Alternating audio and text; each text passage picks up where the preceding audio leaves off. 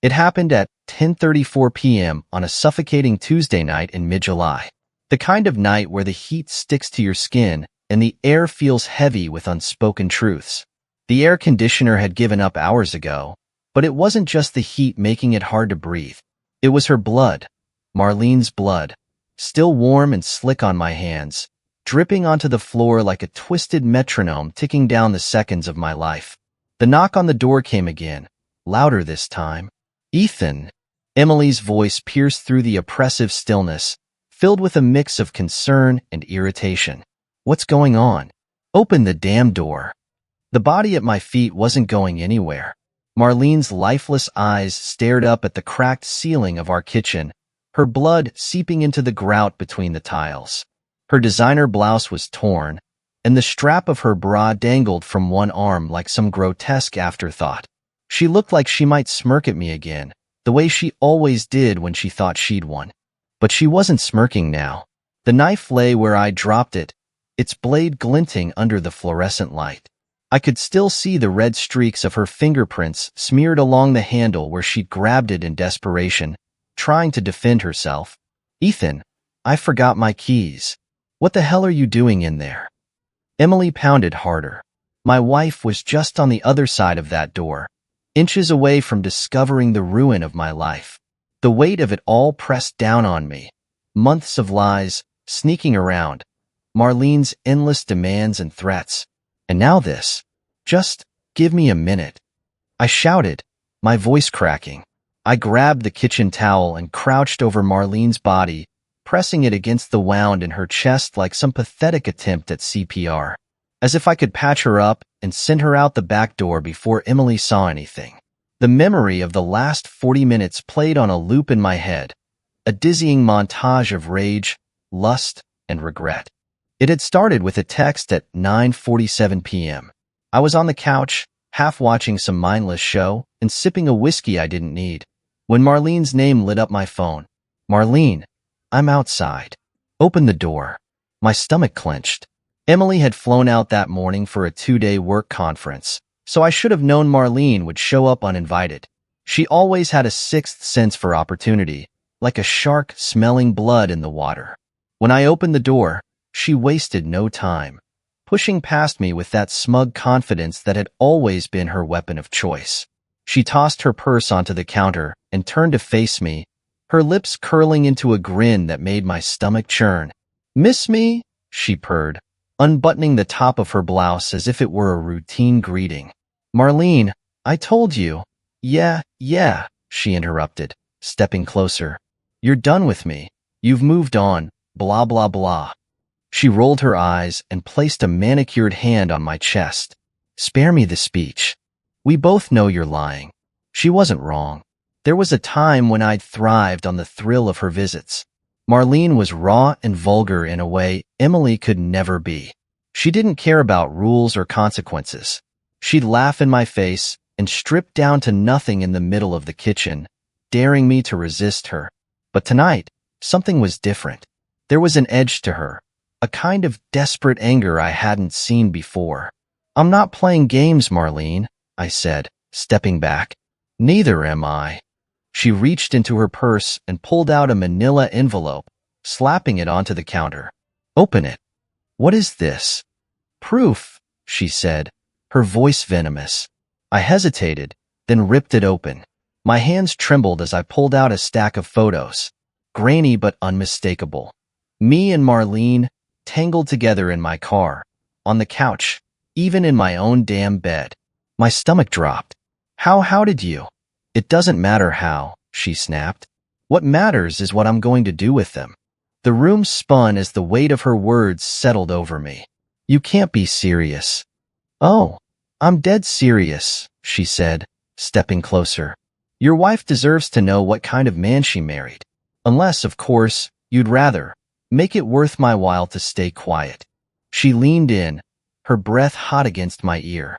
"And don't bother pretending you don't want this." My blood boiled. Months of guilt and resentment came crashing down, mixing with the heat of the night and the whiskey swirling in my veins. Before I knew it, we were shouting, screaming. "Really? You think you can just show up here and blackmail me?" I roared, slamming my fist on the counter. You think you can use me and toss me aside like trash? She spat, her eyes wild. You're not walking away from this, Ethan. Not without consequences. The fight escalated, our words turning into weapons. She shoved me. I shoved back, and then she reached for the knife. Ethan, what was that sound? Emily's voice dragged me back to the present. She was closer now, practically pressed against the other side of the door. I grabbed the envelope from the counter and shoved it into the nearest drawer, slamming it shut just as Emily pounded again. Open this door right now. I stumbled to my feet, wiping my hands on the dish towel, though the stains wouldn't come out. My shirt was streaked with red, my breath ragged. When I opened the door, Emily's face was a mix of confusion and anger. She took one look at me, my disheveled hair, the blood-stained towel in my hand, and pushed past me into the kitchen. Wait, Emily, stop. But it was too late. Her gasp was sharp, cutting through the oppressive silence like a knife. She froze, staring at Marlene's body on the floor, her hand flying to her mouth. Ethan, she whispered, her voice trembling. What did you do? I can explain, I said, but the words felt hollow even as they left my lips. The sound of sirens in the distance grew louder, and Emily turned to me, her eyes wide with betrayal. You need to tell me everything, right now. And that was when I knew. There was no way out of this. Not without dragging her into the chaos I'd created. The sirens were wailing, their echoes bouncing off the walls of my guilt-ridden mind. Emily stood frozen in the kitchen, her trembling hand still clutching her phone. Her wide eyes darted between me and Marlene's lifeless body on the floor, as if searching for some semblance of reality in the nightmare unfolding before her. What the hell happened here? She demanded, her voice trembling. I opened my mouth to answer, but what could I possibly say? That the woman bleeding out on our kitchen floor was my mistress? That the fight had spiraled so far out of control I didn't even remember plunging the knife into her chest? Ethan! She screamed, breaking my paralysis. What did you do? It's not what it looks like, I said, the words tasting like acid as they left my mouth. She stepped back, shaking her head. Not what it looks like. There's a dead woman in our kitchen, Ethan. What the hell am I supposed to think? She came here. I stammered, my voice cracking. She was threatening me, us. She had pictures, Emily. She was going to ruin everything. Her face twisted with a mix of anger and despair. So, what? You killed her? You think that's going to fix this? No, it wasn't like that. I snapped, my panic bubbling over. She grabbed the knife. I didn't mean to. The words choked off as I realized how absurd they sounded. There was no justifying this, no undoing it. Emily turned away, covering her mouth as she fought back tears. Her body was trembling, her breaths coming in short, sharp gasps. And then she did the last thing I expected. She ended the call. You have to leave, she whispered. What? She turned to me, her eyes hard and cold. Get out. Now. If the police find you here, they'll take you away. And after everything, her voice cracked, but she pushed through. After everything, I can't let them do that. Not yet. Emily, I can't just leave you to deal with this. You already left me, Ethan, she said, the bitterness in her tone cutting deeper than any blade. The sirens were dangerously close now. I could see the blue and red lights flickering against the walls through the window. Go, she hissed, shoving me toward the back door. I'll figure this out. Just go. I stumbled into the night, the humid air clinging to my skin like a suffocating blanket. My mind raced as I darted through the shadows of the neighborhood, avoiding the headlights of passing cars. Where could I go? Who could I call? Every option felt like a dead end. My car was parked in the driveway, a glaring beacon of my guilt. Running on foot was my only option, but the weight of the situation slowed my every step. By the time I reached the outskirts of town, the adrenaline had begun to fade, leaving me with nothing but the crushing weight of what I'd done. I collapsed onto a bench in an empty park, the events of the night playing on a loop in my mind. I checked my phone, half expecting to see messages from Emily, but there was nothing. No updates. No reassurances. Just the overwhelming silence of someone who was likely piecing together an alibi I couldn't even fathom. Then the screen lit up. A text. Unknown number. "You're in over your head, Ethan." I stared at the message, my heart pounding in my chest. Before I could respond, another text came through. Unknown number. "Meet me at the construction site on Willow Street. Midnight. Come alone." The site was abandoned, its skeletal framework illuminated by a single flickering floodlight. The air reeked of damp wood and gasoline, the perfect setting for the kind of confrontation I knew was coming. I waited in the shadows, my nerves stretched taut. The sound of gravel crunching underfoot signaled the arrival of my mysterious contact. A man stepped into the light, his face partially obscured by the brim of a baseball cap. He was tall, with broad shoulders and an air of authority that made my stomach churn. "Ethan," he said, his voice low and calm. "Who are you?" I asked, my voice barely steady. He ignored the question, pulling a phone from his pocket and holding it up. On the screen was a photo of Marlene's body in my kitchen. My blood ran cold. "How do you—" "I know everything," he interrupted. "And if you want to survive this, you'll listen carefully." My mind was spinning. "Are you with the police?" He chuckled, a sound devoid of humor. "No, but you should be more worried about them finding me than you. What do you want?" I demanded, my frustration boiling over. "You're going to do exactly what I say," he said, slipping the phone back into his pocket. "Marlene was a problem for more people than just you. People who don't like loose ends. If you don't play along, you'll become one of those loose ends." I stared at him, unable to process the words. "What are you talking about?" He stepped closer, his eyes locking onto mine. "You think Marlene was just some random woman you were screwing around with? She had ties, Ethan. Dangerous ones. And now you're tangled up in them." Panic clawed at my throat. "I didn't know." "Doesn't matter," he said sharply. "What matters is what you do next.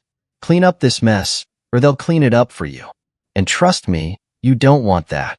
Before I could respond, he turned and disappeared into the shadows, leaving me alone in the suffocating silence of the construction site. I stumbled back toward town, my mind a whirlwind of fear and confusion. Who was this man? What ties did Marlene have? And what had I just been dragged into? By the time I reached the edge of the neighborhood, my phone buzzed again. Another text from the unknown number. "Unknown number. Don't go home. They're watching." I stared at the message, a sinking feeling settling in my gut. Whoever they were, I wasn't safe. Not anymore. I didn't sleep that night. How could I? Every creak of the bench I found shelter on, every gust of wind rattling through the trees, every vibration of my phone felt like the world closing in on me. Whoever they weren't just watching. I could feel them breathing down my neck. By dawn, the text had stopped, but their silence was louder than any threats. The unknown number had delivered its final warning. "Stay out of sight. I'll be in touch." The only thing I knew for certain was that going back home wasn't an option. Not with Emily trying to piece together a story for the police, or worse, for herself. And not with this faceless stranger holding my life in the palm of his hand. But that didn't stop me from thinking about Emily. About her reaction when she saw Marlene lying there, her world shattering into fragments she didn't deserve. My betrayal had been bad enough, but now I'd left her with a corpse in our kitchen and a trail of lies she'd have to clean up alone. I pulled out my phone, instinctively scrolling to Emily's contact. My thumb hovered over the call button, but I stopped. What could I even say? Sorry for the dead mistress? Sorry for ruining your life? Instead, I shoved the phone back into my pocket and kept moving. By midday, I found myself in the next town over, loitering in the parking lot of a dingy roadside diner. My stomach growled, but I couldn't bring myself to go inside. The waitress would ask questions. "Are you just passing through? Traveling alone?" Innocent questions that felt like traps waiting to spring. Instead, I leaned against a beat-up vending machine and tried to think. Marlene wasn't just some random woman I'd been sleeping with. That much was clear now. But who was she? The man from the construction site said she had ties, dangerous ones. And now, whatever mess she'd been involved in had dragged me under too. The thought made my chest tighten. What if Emily was still in danger? What if they were watching her now, waiting for her to slip up? I was about to spiral into another round of paranoia when a pickup truck rumbled into the lot. Its driver, a wiry man with a greasy ponytail and a stained flannel shirt, stepped out and lit a cigarette. He glanced at me, his expression unreadable. "You lost or something?" "No," I lied, forcing a smile. "You sure?" he pressed, exhaling a cloud of smoke. "You look like you've been through hell." Before I could respond, my phone buzzed in my pocket. I pulled it out, expecting another cryptic text. But it wasn't from the unknown number. It was from Emily. "Emily, where are you?" My pulse quickened. This was the first time she'd reached out since I left.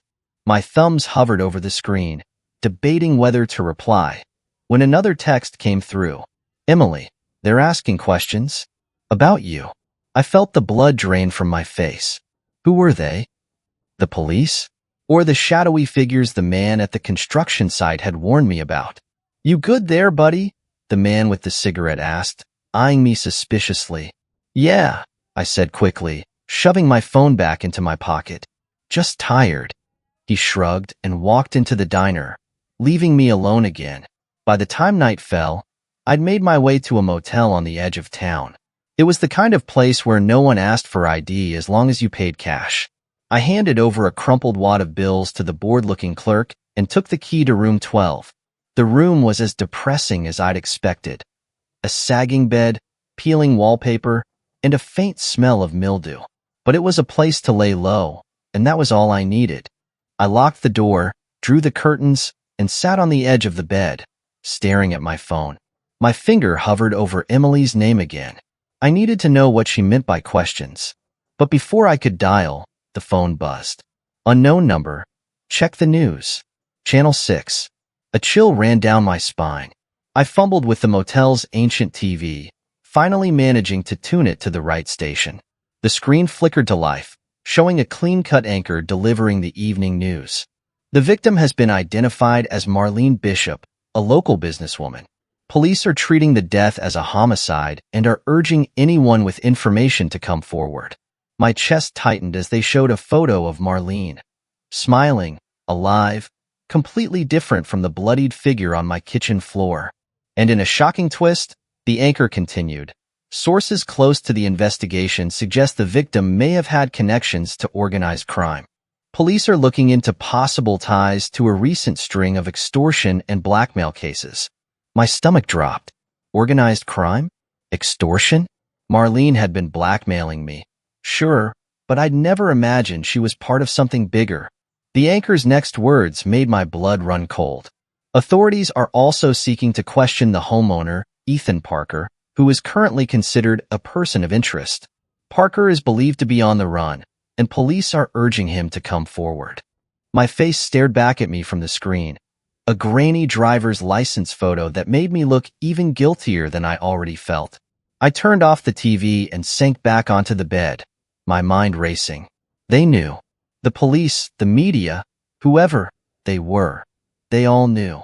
I was no longer just a cheating husband with a dead mistress on his kitchen floor.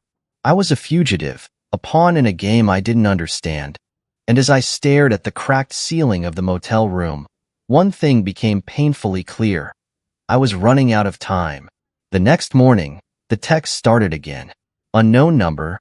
You've seen the news. You know what's at stake. Unknown number. Meet me at the reservoir. 8 p.m. Bring the envelope. The envelope. My stomach churned as I realized I'd left it in the drawer at home. I typed out a response with trembling fingers. I don't have it. The reply came instantly. Unknown number. Then get it, or you're dead. For a long moment, I just stared at the screen, the weight of the ultimatum sinking in. Going back home was a suicide mission, but without that envelope, I had no leverage. My phone buzzed one more time. Unknown number. And if you think about running, remember, we're watching her too. Emily. I clenched my fists, fury and fear warring within me. They had her in their sights. I couldn't run. I couldn't hide. I had to go back.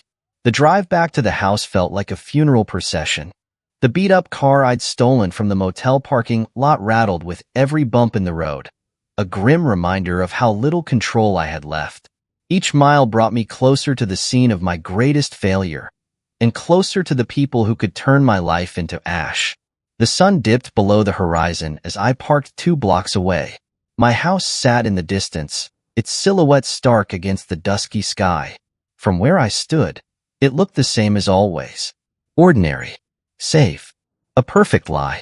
I crouched low, slipping through the back alleys of the neighborhood. My pulse hammered in my ears as I crept closer, scanning every shadow for movement.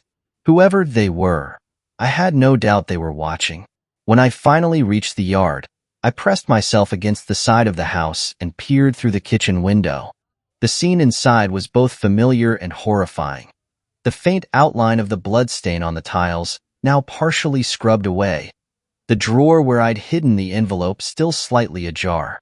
And then there was Emily. She sat at the kitchen table, her hands wrapped around a mug of tea. Her hair was disheveled, her eyes red-rimmed. She looked like a woman unraveling, but still holding herself together out of sheer will. I wanted to rush in, to tell her I'd fix this somehow. But what would I even say?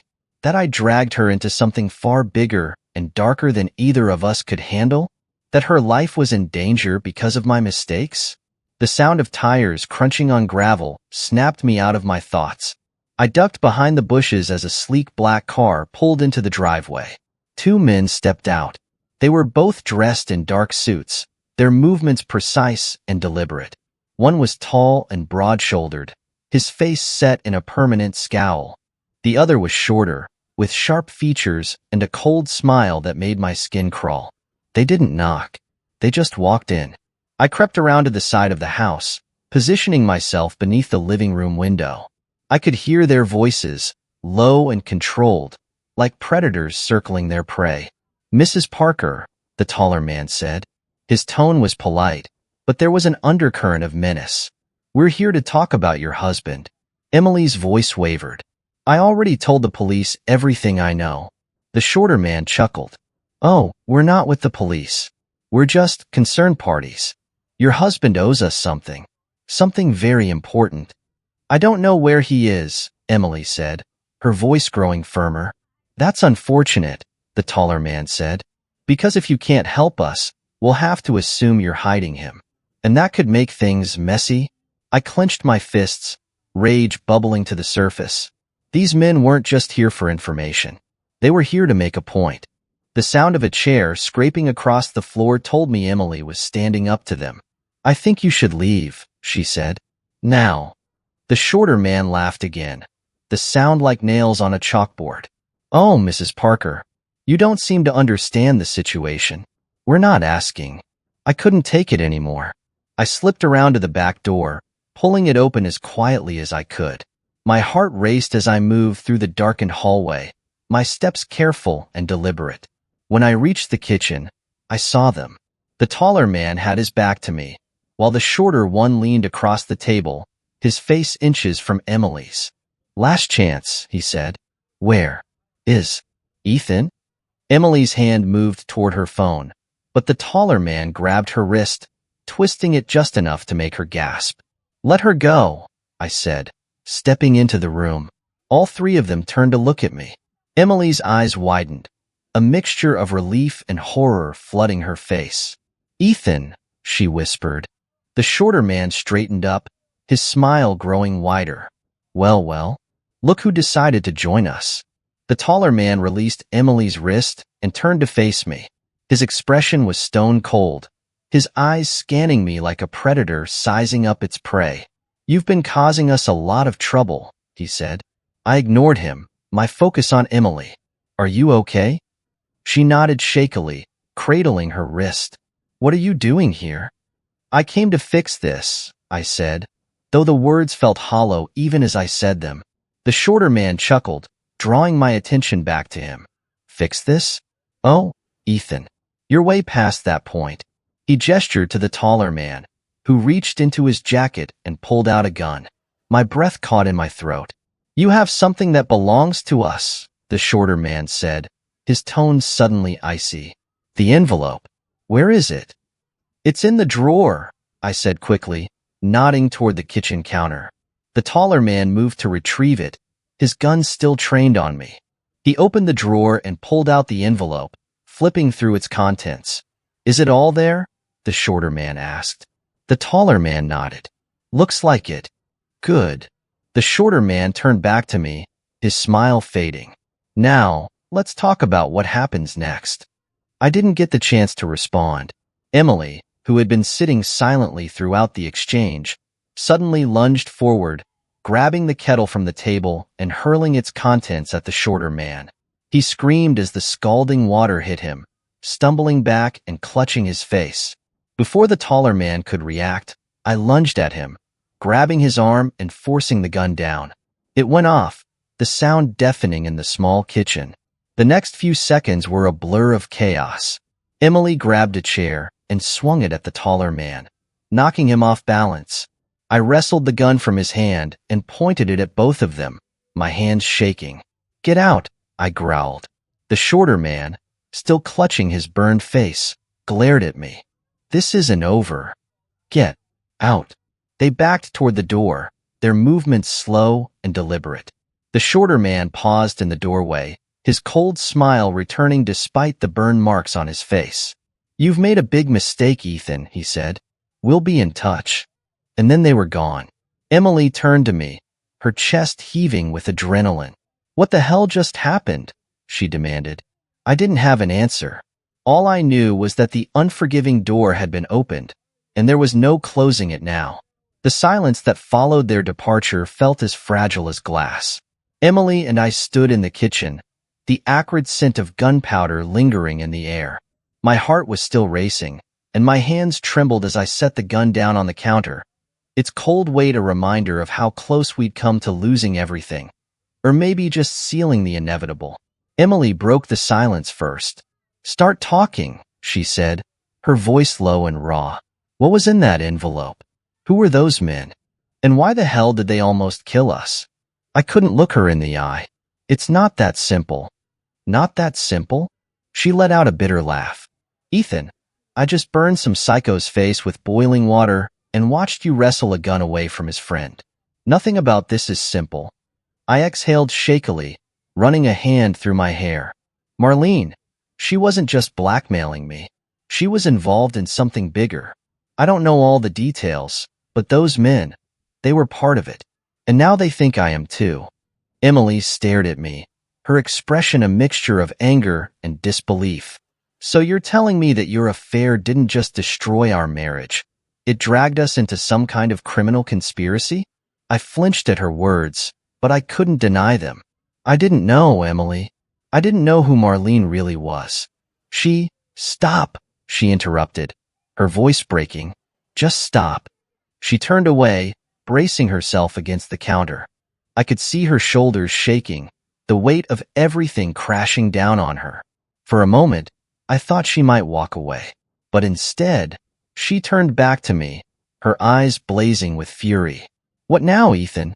She demanded. What do we do now? The answer came sooner than I expected.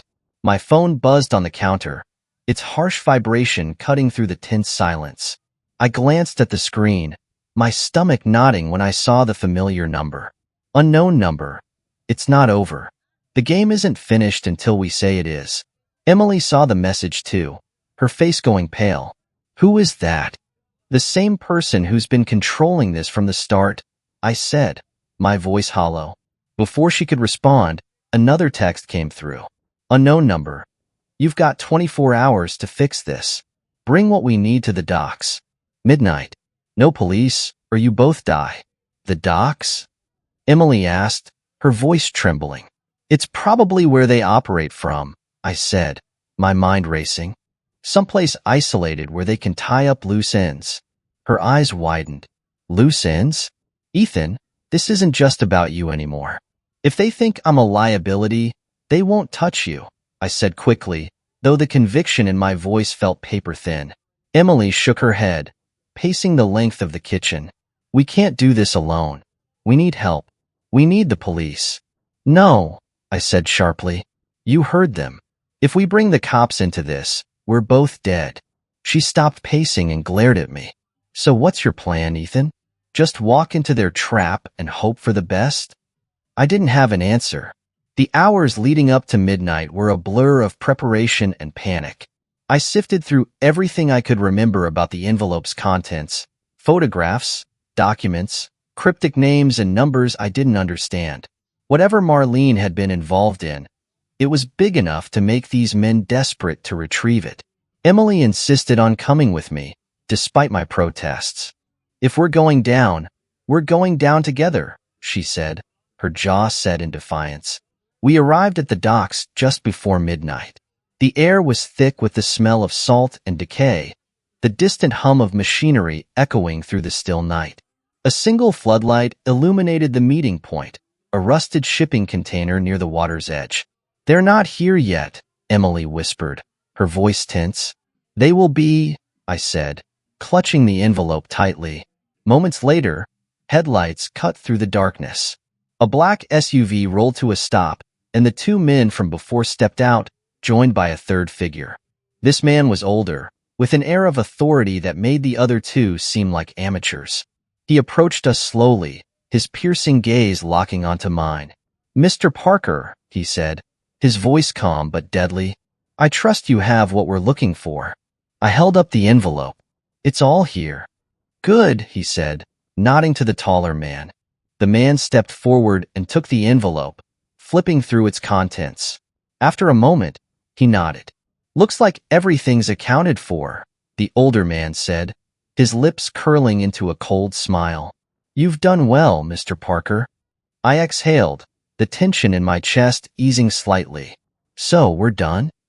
Not quite, he said, pulling a gun from his jacket. Emily gasped, stepping closer to me. You see, the man continued, Marlene made a lot of mistakes. And unfortunately for you, one of those mistakes was involving you. The shorter man smirked. Loose ends. My pulse pounded in my ears as I stepped in front of Emily, shielding her with my body. You said if I brought the envelope, we'd be square. The older man shrugged. Circumstances change. Before he could pull the trigger, the sound of sirens filled the air. Everyone froze. Red and blue lights flashed in the distance, growing brighter by the second. What the hell is this? The older man snarled, turning to me. I didn't call them, I said, my voice shaking. But Emily stepped forward, her eyes blazing with defiance. I did. The older man's face twisted with fury. You stupid! The words were drowned out by the sound of tires screeching and doors slamming as police officers swarmed the docks. The men tried to run, but they were quickly overpowered, their weapons confiscated. Hours later, Emily and I sat in the back of an ambulance, watching as the men were loaded into patrol cars. You took a huge risk, I said, my voice barely above a whisper. Emily turned to me, her expression softening. So did you. I wanted to say more, to apologize for everything I'd put her through, but the words felt inadequate. Instead, I reached for her hand, and to my surprise, she didn't pull away. As the sun began to rise over the docks, I realized that the nightmare was finally over. But the scars it left behind would never truly fade.